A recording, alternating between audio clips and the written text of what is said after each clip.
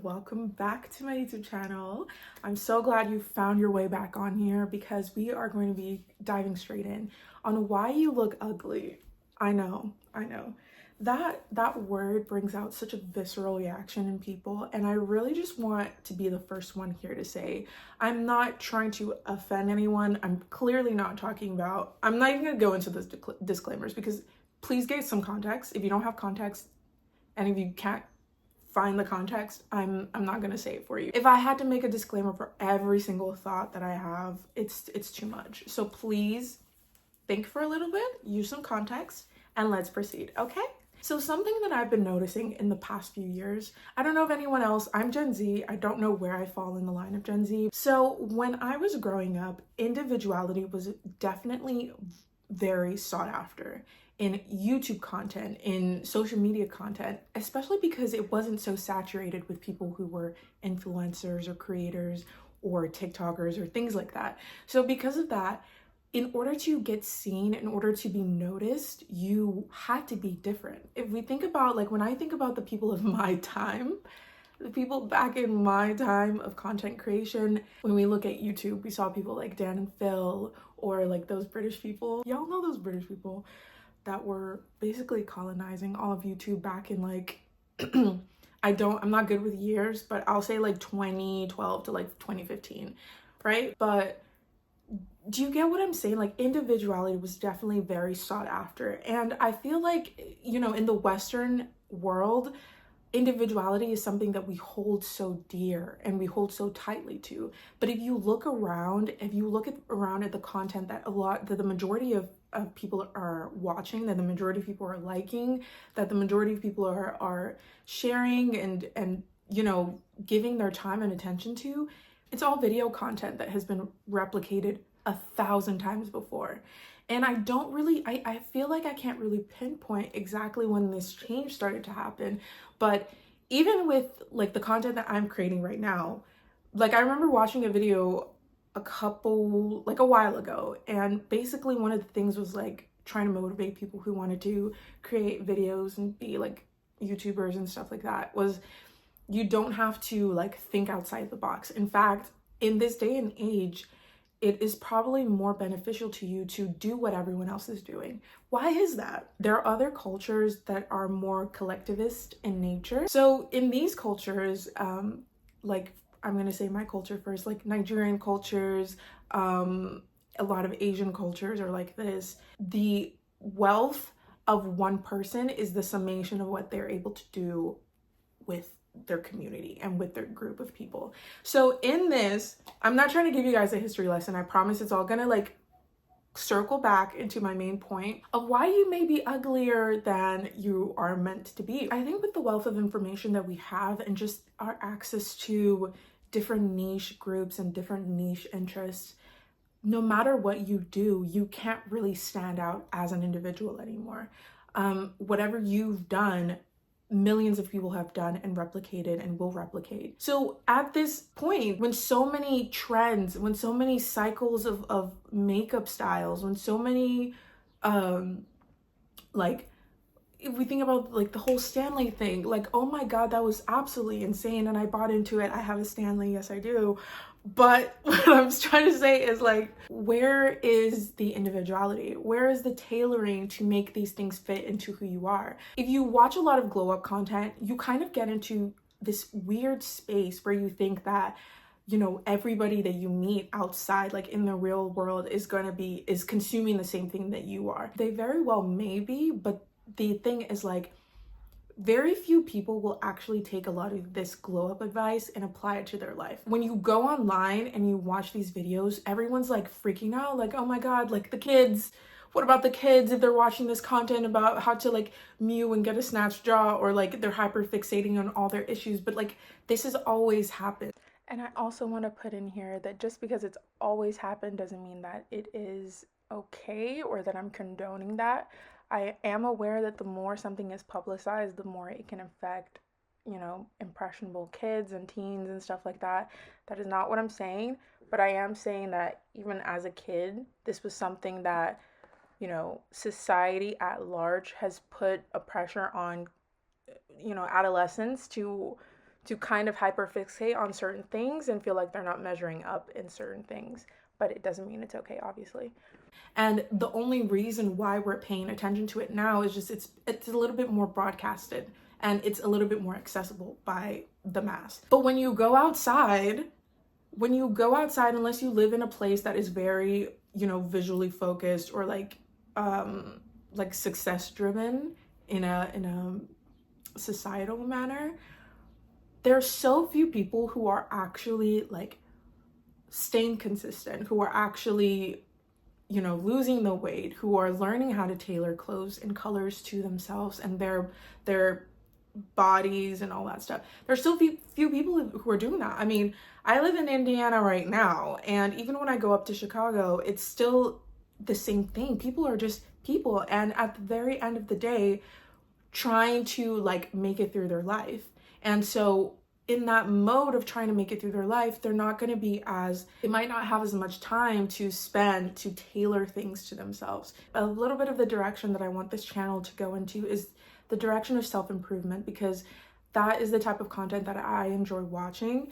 Of course, I'm dialing it back a little bit because I want to make sure that what I'm giving and the information that I'm giving is very new and refreshing and also applicable to whoever's watching it. And also, drawing from my own life experiences, because I think that's very important. I touched on this a little bit in my previous video, but just because you admire someone's style on Instagram or TikTok or YouTube doesn't mean that copying and pasting it on you will give you that same aura.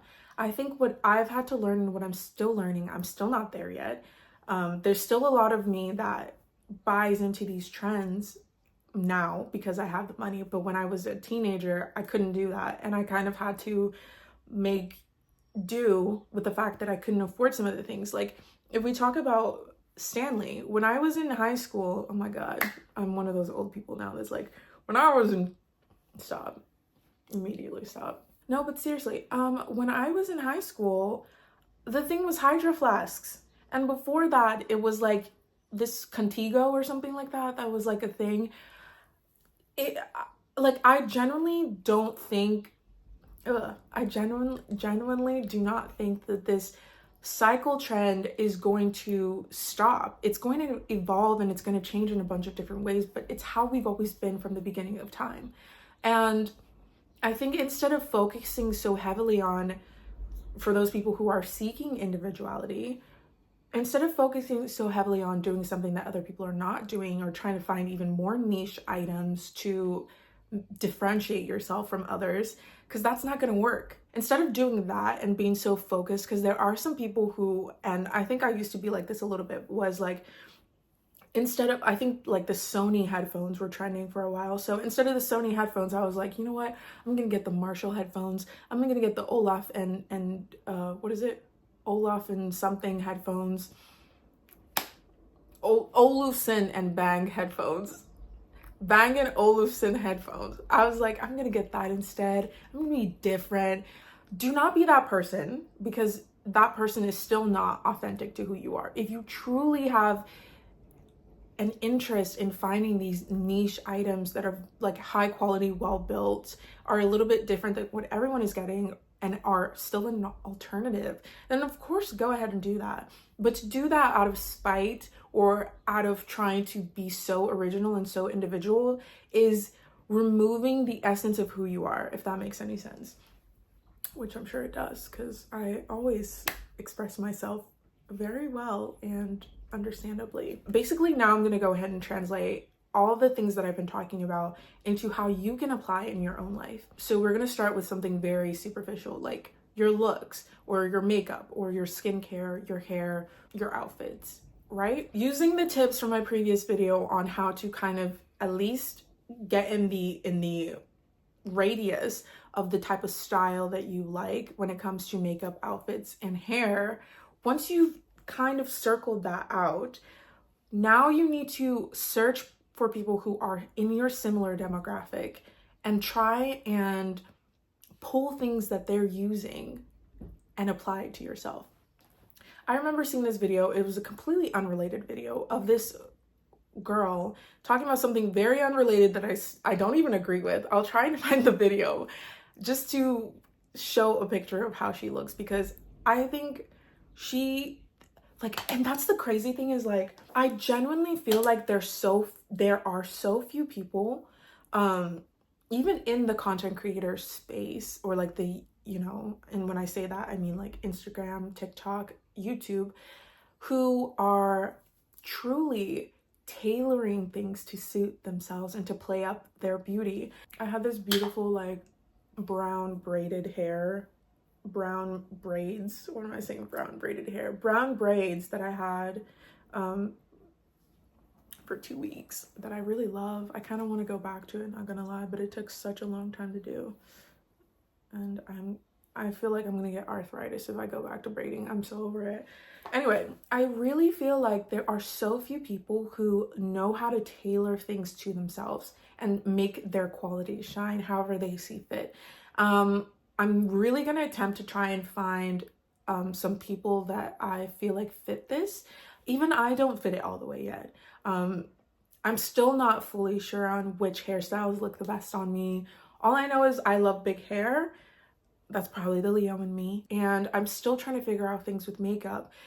Like when I say tailoring things to yourself, I mean really paying attention to yourself. I don't think I even started to do that until maybe 2 years ago, when I would realize like, oh, when I eat really big amounts of white rice, I feel really sluggish and I feel awful for the rest of the day. And I don't feel like motivated. I feel like my brain power just went to zero.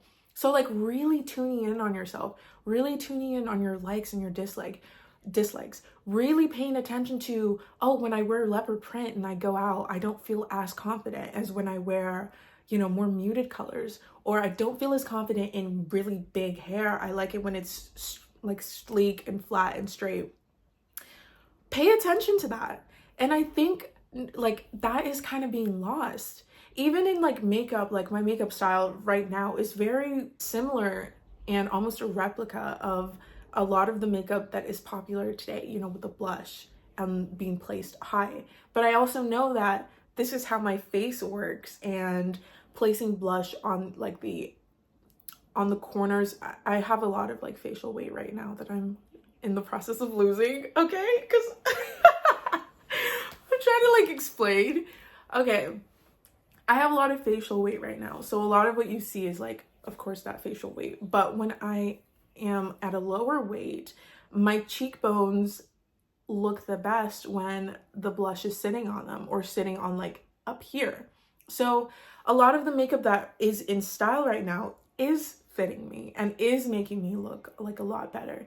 But be very wary of that. You know, sometimes people will say things like, oh, you know, in order to look good every day, try and put on like minimal makeup. But there are some faces that take a lot more makeup to get the same or equal effect as someone else who's not wearing as much. So the crux of what I'm trying to say is, when you see someone that you like, find a way to apply it to yourself. And if you like everything that they're doing and everything that they are, the way they look, the way they put themselves together, don't just blatantly try and copy and paste that. And I know people are not necessarily doing that, but you need to. Some people are, some people really are, and they're doing a great job at it. Do not do that though, because in doing that, you're losing your individuality, you're losing your essence, and you are putting on a mask. Regardless of whatever trend comes into style, like for example, when BBLs were still a thing, I was still trying to lose weight because I grew up in a time when being skinny was in, and a lot of the features that I had naturally were demonized, whatever, blah, blah, blah. We all know that. Asian people have been through that. Black people have been through that. Hispanic people have been through that. We all know how it is to be demonized for a cultural phenotype or style or, you know, way of dressing or makeup that was looked down upon, but then became popular. And you're like, bitch, I was always doing that. And you just kind of have to deal with the repercussions, okay? And just kind of maneuver through that. That's the thing that is so funny about society, that now I'm really understanding, not my parents, but like I'm really understanding older people who have always said like things will come back into style, because I'm really seeing it. in my own life at such a rapid, almost inhuman pace that it's really hard to keep up with. And if you're trying to keep up with these things, you're going to lose yourself, you're going to lose money, you're not going to be fulfilled. It's a waste of time. It's not possible. Even Kylie Jenner herself, even these people with, boatloads of money who are able to afford, these switching out trends, for how long? Do you get what I'm saying? It's never going to be this long-lasting thing that will bring you fulfillment. There's no point in even trying to do that. You need to access yourself. And also when I say access who you are and try and replicate that and try and project that, give yourself room to change. Give yourself room to change your, what you once thought you didn't like. But, even if it's popular and you really find yourself really gravitating to that and finding a lot of strength and a lot of expression in that, give yourself the ability to change and to evolve and to grow and to like things you didn't like before. That is all part of being human. And if you're like me, who is very stuck in her ways, it can be very hard to allow yourself to do this. Don't do that. Don't be like that, okay? I'm still working on that myself. I really love talking about this. I think individuality, like everything, like again, going back, sorry, I'm always running around in my head, but going back to what I was saying, adults and like older people when I was growing up have always said like trends come in a pendulum and they go back and forth. And I never really believed that because, I didn't see it. I wasn't paying attention to it. I was like in my own world. So I want you guys to always remember this. If you're younger, I don't know if you're my age, if you're older, you already have probably seen this and you probably already know this. There's nothing new under the sun. There is nothing new under the sun. People will try and repackage and reformulate and create trends and styles and skincare and hair care and all that stuff. Nothing is new under the sun. Someone's done it, someone's thought of it, someone's looked like that before. I promise you, you need to tap into who you are. If you're someone who likes the BBL body and you have always liked it, but now that we're getting back into this skinny look, which I have so many words on that, if you don't like being skinny and you don't like looking skinny and you prefer not that I'm saying go get a BBL, but like, because I don't agree with that, but I'm saying like, if you like the look of, let's say you're a woman and you like the look of, a bigger butt and a really snatched waist, don't let the skinny trend like change you from doing that. There's a truck here. People are so nosy. Like, what was the point? I live in a cul-de-sac. Like, what was the point? I hate living in a cul-de-sac. Okay, that's another side note, but whatever. The point is, there's nothing new under the sun. If you're someone who likes the BBL look, or better yet, like even when the BBL look was really popular, again, like I was someone who I prefer looking slimmer. I prefer having like lower body fat. Ever since I lost like a huge amount of weight when I was like, 19, I kind of gained it back, obvi, but I'm trying to lose it back again, or not trying, I am losing it. I should not say that, but like I know how I prefer looking. Like I know what body proportions make me feel the most comfortable and the most confident and make me feel like I can walk into any store and put on any outfit, and the only thing between me buying that outfit is whether or not I like it. Not it doesn't fit or it doesn't look good on me. It's a matter of, do I like this? Do I like this color? I prefer that like ease of mind. So I know that I want to be slimmer and I want to have like a certain, weight that I want to stay at, especially before I get like in my 30s or even late 20s. And I'm not saying this is something you have to do and figure out in one day, in 1 month, even in 1 year. But as you go throughout your life, try and be more present and of what makes you feel good, what makes you feel like you're expressing yourself in the right way, and taking time to yourself to really figure out what you like, what you don't like, even if that may be hard to come to terms with.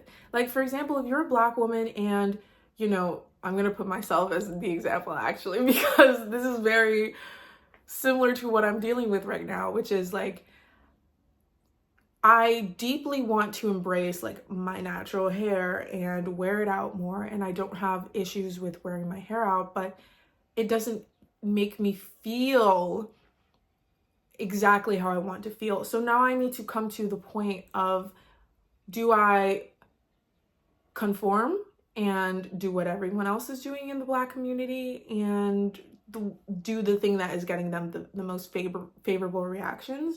Or do I stay true to myself and learn to work with and learn to acknowledge and learn to find the root of the issue as to why I may not feel as beautiful in certain hairstyles than I do in others? You just kind of have to pick the lesser of two evils, or pick the one that aligns the most closely with who you feel you are. And again, this is always subject to change, so be very aware of that. So in summary, as if this is like a PowerPoint presentation, you are ugly. We're not doing that. We're not doing that. And I also kind of get it, because I know that there really is some sort of power and some sort of feeling like you're in the in group when you're doing what everyone else is doing. I felt so good getting a Stanley Cup when I did, because, you know, first of all, I got it like a little bit ahead of like the insanity, but also, you know, when I was a teenager, I couldn't get a hydro flask. I couldn't get like the scrunchies and do all that stuff. Not that I'm saying like, ooh, boo-hoo me, because clearly it was a trend that didn't even make any sense. But I knew that, oh, I want to improve on my water intake. I like the way this looks, and it is popular right now. It made me feel kind of like I was part of this thing. And I think that is what a lot of people nowadays don't even realize, that is what is pushing a lot of their expenditures, is like they want to feel like they're part of the in crowd with like the Dyson Airwrap or the Laneige or the skincare or the boatloads of like what is that one brand, the purple drunk elephant, not purple elephant, sorry, but like that is what they're really craving, is the sense of community. It's not the products themselves necessarily, it's what it signifies, it's what it shows. Even like the Lululemon BBL jackets, like I was wearing a BBL jacket before coming on here because I'm going to the gym after this, but I wanted to use this video as an opportunity to express a little bit more of my personal style, just a little bit, and I didn't want to fully go in the BBL direction right now. So that is all I have to say, guys. Thank you so much for watching.